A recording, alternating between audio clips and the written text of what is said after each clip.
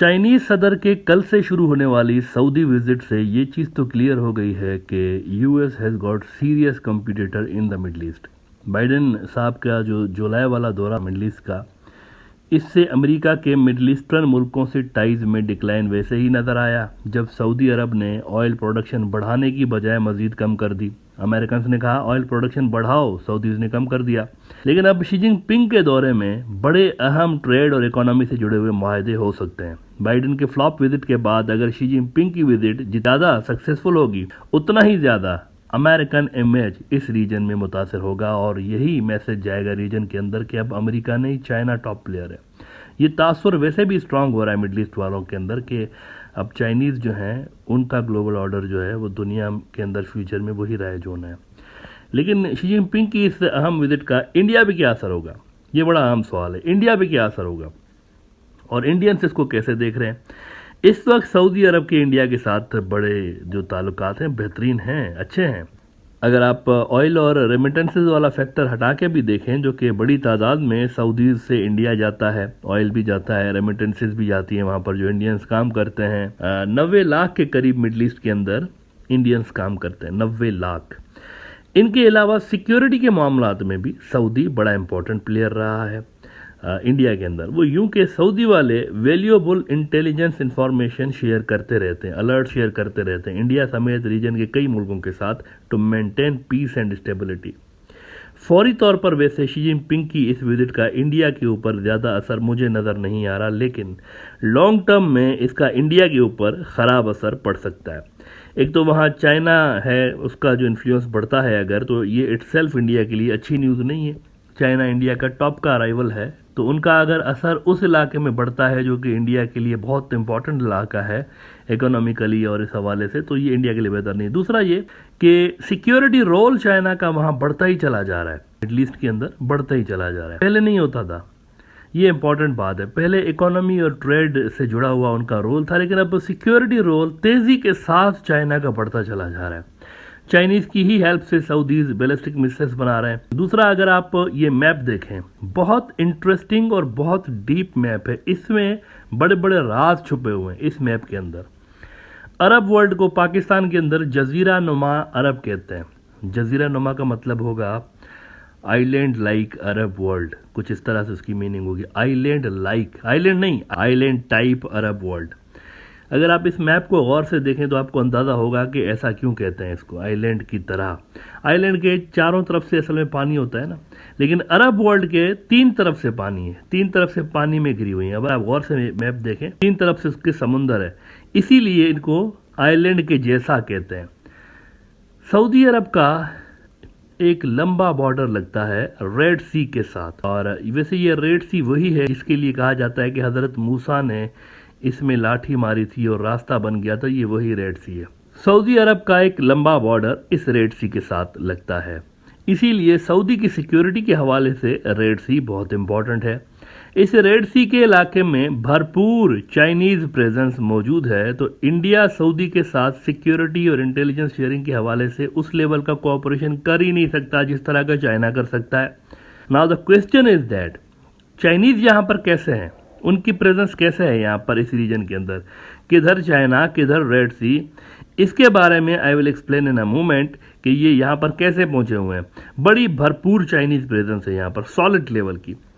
लेकिन पहले आप ज़रा ये मैप देखें ना, ये जो गल्फ ऑफ अदन है ना, आप देख रहे हैं गल्फ ऑफ अदन, इसको खलीज अदन कहते हैं। इसमें जो कोना आपको नज़र आ रहा है ना स्टार्ट में, ये सोमालिया के मैप में अगर आप देखें एंगल या कॉर्नर आपको नज़र आता है। ये world famous horn of Africa है, आपने नाम सुना होगा हॉर्न ऑफ अफ्रीका।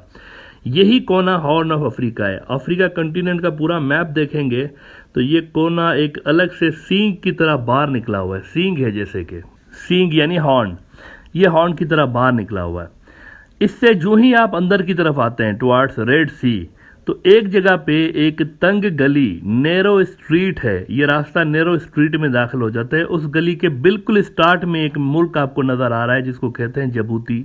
मुसलमान मुल्क है, 94% यहाँ पर मुसलमान है, 6% क्रिश्चियंस हैं। इथोपिया इसके पीछे है जिसको हबशा कहते हैं मुसलमान। वैसे रसूलुल्लाह सल्लल्लाहु अलैहि वसल्लम के बड़े प्यारे सहाबी थे, कंपेनियन उनके और इस्लाम की जो मुक़द्दस शख्सियात है उनमें से एक बहुत बड़ी फिगर हज़रत बिलाल हबशी रज़ी अल्लाह ताला ने, वो यहाँ से थे, बेसिकली हबशा से, इथोपिया से, लेकिन फिर उनको अरब में ग़ुलाम बना के बेचा गया था और बाकी की कहानी तो है वो हर मुसलमान बच्चा जानता है। इथोपिया की वो जियोग्राफिकल अहमियत नहीं है जो कि इस छोटे से जबूती की है, क्योंकि जबूती इस नैरो स्ट्रीट के बिल्कुल स्टार्ट में, शुरुआत में, दरवाजे पे है बिल्कुल।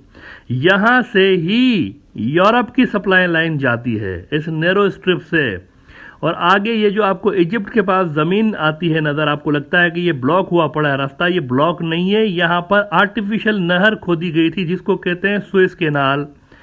ये नेचुरल नहीं है, ये खोदा गया था असल में यूरोप की तरफ जाने वाला रास्ता बनाने के लिए। और ये सुएज कैनाल दो समंदरों को मिलाता है, इजिप्ट के अंदर से गुजरता है, दो समंदरों को, रेड सी इसके नीचे है, रेड सी के नीचे इंडियन सी है और ऊपर मेडिटेरियन सी है, और इन दोनों को सुएज कैनाल मिलाता है। और मेडिटेरियन सी जो है वो फिर ऊपर जाता है टुवार्ड्स यूरोप।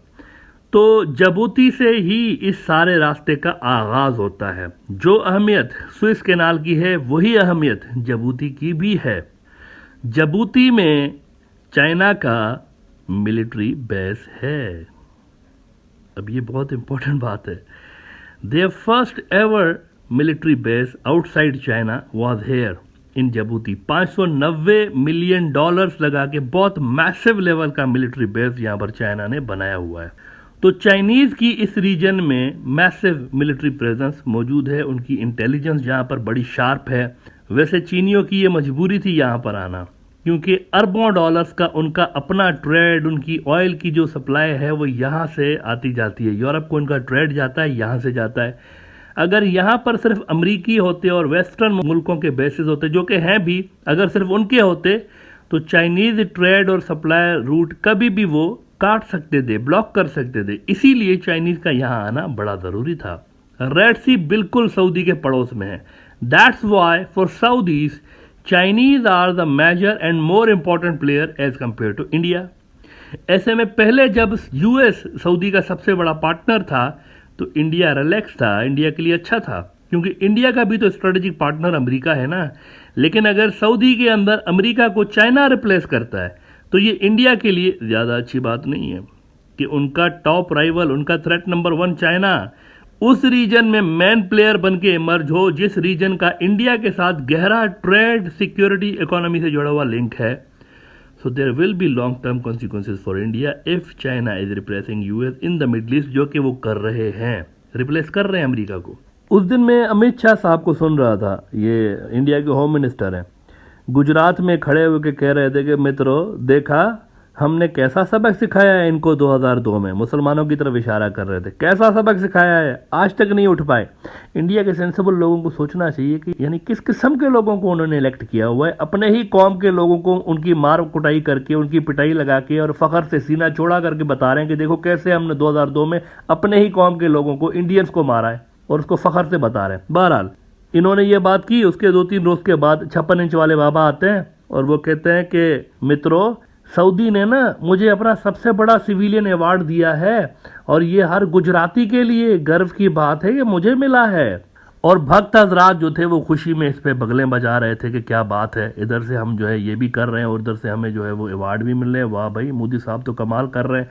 लेकिन मित्रों असल कहानी ये चल रही है रीजन के अंदर, इंडिया के हाथ से गेम निकल गई है मिडिल ईस्ट के अंदर और इंडिया दिन ब दिन इररिलेवेंट होता जा रहा है वहां पे। और जो दूसरे प्लेयर हैं इंडिया के राइवल्स जो हैं वो वहां पर दिन ब दिन पावरफुल होते जा रहे हैं। ग्राउंड पे सूरत हाल ये है। आप इसमें खुश हैं कि हमें जो है अवार्ड मिल गया, लेकिन वहां पर चाइना जो है उसने स्वीप कर दिया हुआ है बिल्कुल। बीजेपी वाले इंडियंस को इस अवार्ड के पीछे लगा रहे हैं कि मोदी को अवार्ड मिल गया वहां पे, लेकिन असल में जो ग्राउंड पे सूरत हाल है वो ये है कि चाइना ने क्लीन स्वीप कर दिया है वहां पे। अब वो अमेरिका को रिप्लेस करने का सोच रहे हैं वहां।